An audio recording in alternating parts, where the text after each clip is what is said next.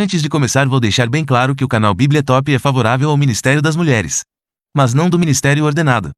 Pastorado feminino é bíblico. Será que as mulheres podem ser pastoras? É óbvio que o trabalho das mulheres nas igrejas são indispensáveis, tanto é que podemos ver isso desde o Antigo Testamento, por exemplo Débora ou Uda, que foram muito importantes na vida do povo de Deus. Vou destacar 5 pontos onde posso te comprovar que as mulheres foram e ainda são muito usadas por Deus. O primeiro ponto é no próprio ministério de Cristo, muitas mulheres o serviam. Sempre havia mulheres importantes com ele, e na ressurreição de Cristo foi uma mulher a primeira pessoa a ver Jesus.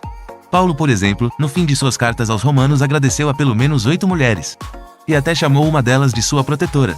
E ao falar de mulheres importantes, não podemos deixar de falar de Maria, mãe de Jesus. Maria abria a própria casa para receber a igreja.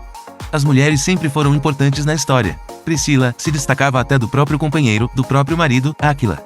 Quando Paulo ia se referir a ele, sempre dizia Priscila primeiro e depois Áquila. Provavelmente Priscila era mais engajada nos planos de Deus. Cristo sempre honrou as mulheres de sua época. Você se lembra da passagem onde Jesus falou com a samaritana? Você sabia que naquele tempo os judeus nem falavam com os samaritanos? E mais dificilmente com as mulheres samaritanas. Em outro ponto, Jesus permitiu uma pecadora ungir seus pés, uma mulher de vida fácil, coisa que um judeu evitaria logo de cara, mas Jesus valorizou o gesto daquela pecadora. Resumindo, as mulheres são certamente muito importantes para o reino de Deus. Imagina só se as igrejas não tivessem elas, não seria fácil organizar a igreja, os trabalhos missionários, o coral e até mesmo as casas. E em alguns casos, que não são poucos, as mulheres compõem a grande maioria dos missionários e obreiras que vão e organizam grupos. Provavelmente a sua igreja seja assim também. Bom, levando todas essas coisas em consideração, por mais que tivemos mulheres importantes no Velho Testamento como Débora e Uda, você não vai achar nenhuma escritura no Antigo Testamento, na lei de Deus, que mulheres poderiam ser sacerdotisas. Elas não eram sacerdotisas, até cumpriam funções civil. Uda, por exemplo, foi uma juíza muito importante, mas ela fazia uma função civil. Débora era uma profetisa, mas ser profeta nunca foi considerado um ofício.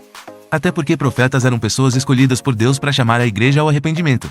E podia ser qualquer pessoa, homem ou mulher de fé. Mas aquele que era ungido para dirigir a igreja para governar o povo de Deus era o sacerdote. Cargo do Antigo Testamento, direcionado aos homens. Logo não existia sacerdotisas em Israel. O termo sacerdote é o pastor de hoje. Naquela época pastor era um termo usado literalmente para pastores de ovelhas no campo. E quando vem o Novo Testamento, Jesus escolhe 12 homens para serem seus apóstolos, e não foi por falta de opções, até porque mulheres também andavam com Jesus, 2 Marias, Maria Madalena, e até mesmo Maria sua mãe, mas Jesus escolhe 12 apóstolos homens. Entende? Jesus mantém o mesmo princípio do Velho Testamento onde homens são designados para essa função.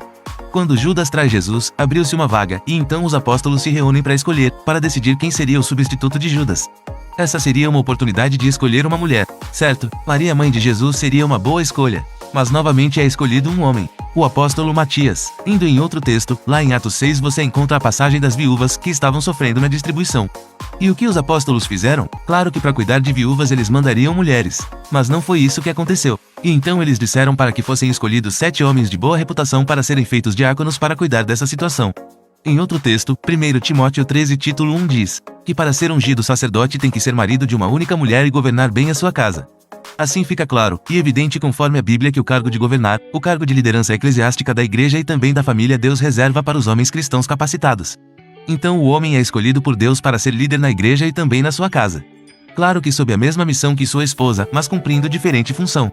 Entenda que a mulher continua sendo importante, sem ela nada acontece, mas é preciso compreender que mulheres e os homens possuem diferentes funções dadas por Deus.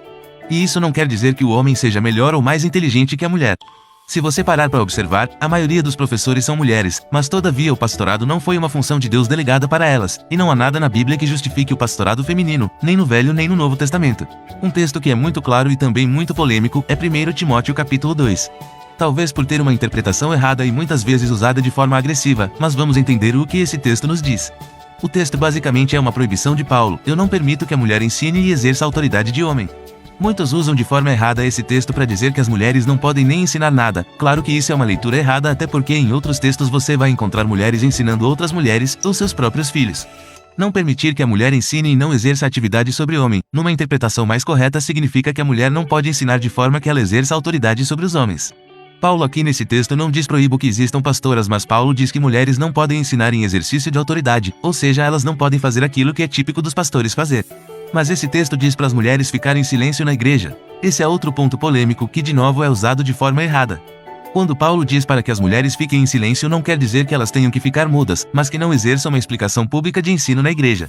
Paulo também usa essa expressão em outro texto onde diz que aquele que fala em línguas estranhas sem ninguém por perto para interpretar, deve ficar em silêncio falando consigo mesmo e com Deus.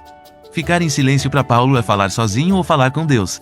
Mas por que dessa proibição com as mulheres? Por causa da doutrina da queda. Paulo diz que é por causa do que aconteceu com Adão e Eva.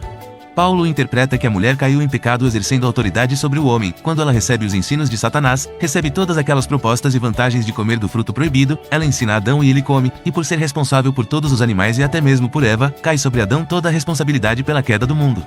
Então Paulo revela que não é por causa da criação mas por causa da queda, a mulher não deveria exercer ensino sobre a igreja. Funções pastorais. O vídeo vai ficando por aqui e espero ter te ajudado a compreender mais um texto polêmico da Bíblia. Deixa aqui o seu like e se inscreva no canal. Faça parte você também do início desse canal. Isso me traz cada vez mais ânimo e vontade de esclarecer as escrituras para você. Paz e graça, e até próximo vídeo.